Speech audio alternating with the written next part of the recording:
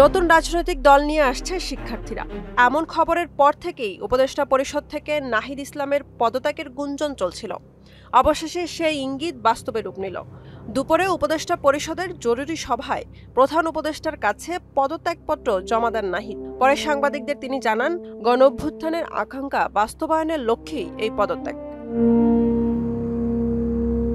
নাহিদ ইসলামের জন্ম ১৯৯৮ সালে ঢাকায়। সরকারি বিজ্ঞান কলেজ থেকে উচ্চ মাধ্যমিক পাশের পর ২০১৬-১৭ শিক্ষাবর্ষে ঢাকা বিশ্ববিদ্যালয়ের সমাজবিজ্ঞান বিভাগে ভর্তি হন তিনি।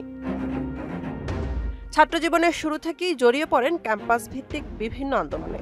২০১৮ সালের কোটা আন্দোলনে ছিল সক্রিয় অংশগ্রহণ। পরের বছর ডাকসু নির্বাচনেও অংশ নেন তিনি, তবে জয়ী হতে পারেননি। ২০২৩ সালের অক্টোবরে গণতান্ত্রিক ছাত্রশক্তি নামে নতুন একটি সংগঠন গড়েন একদল শিক্ষার্থী, যার সদস্য সচিব হন নাহিদ। ফ্যাসিস্ট সরকার পতনে প্রথম সারিতে ছিল বৈষম্য বিরোধী ছাত্র আন্দোলন। তাদের নেতৃত্বেই সারা দেশের ছাত্র জনতা বুক চিতিয়ে নেমে পড়ে সরকার পতন আন্দোলনে। বৈষম্য বিরোধী ছাত্র আন্দোলনের অন্যতম সমন্বয়কও ছিলেন নাহিদ। কোটা বিরোধী আন্দোলন ঘিরে তাকে দুবার আটক করে অকথ্য নির্যাতন চালানো হয়।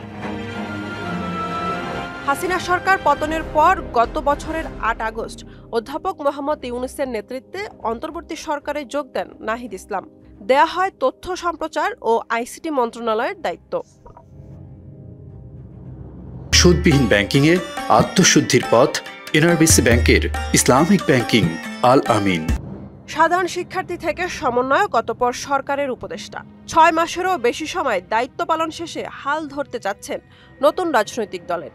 নাহিদ ইসলামের মনে হয়েছে, জনগণের আশা আকাঙ্ক্ষা পূরণে সরকারের চেয়ে রাজপথে থাকাই বেশি প্রয়োজন। কারণ তার কাছে মনে হয়েছে, উপদেষ্টা থাকাকালীন জুলাই গণ আন্দোলন এবং জন আকাঙ্ক্ষা বাস্তবায়নে কিছুই করা হয়নি। তাই উপদেষ্টা সহ সরকারের সমস্ত কমিটি থেকে ইস্তফা। আগামী শুক্রবার ছাত্র তরুণদের নতুন রাজনৈতিক দলের আহ্বায়কের দায়িত্ব নিতে যাচ্ছেন নাহিদ ইসলাম। বুশরাত জাহান, মোহনা ডিজিটাল।